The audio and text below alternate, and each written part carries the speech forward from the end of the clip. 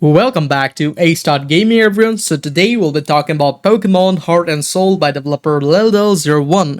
This year has been a rising point for Emerald Decom projects, and I actually found out about this one just a week ago. So what makes Heart and Soul stand out? Let's talk about the key element. It features Generation 1 to 3 Pokemon along with their later generation evolutions. Though Regis and Jirachi are excluded, you'll get the full Johto story and Kanto post-game from Heart Gold and Soul Silver, including the events of Kimono Girls and Yucine.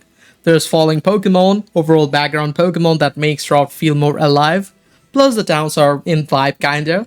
The day and night system affects the encounters with dynamic overall sprites palettes. No need to teach HM since they work automatically.